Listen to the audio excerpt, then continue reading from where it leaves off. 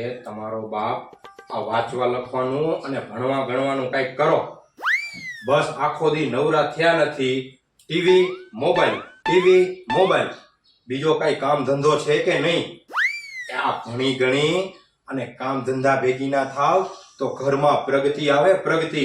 નહીતર આમ છે ને ભૂખ ભેગી ના થાવ.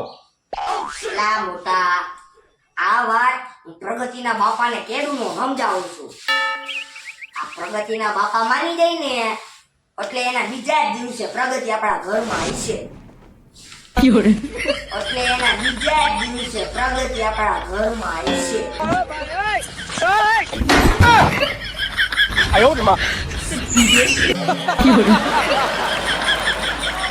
शाबाश बेटा, बहुत बढ़िया मुन्ना।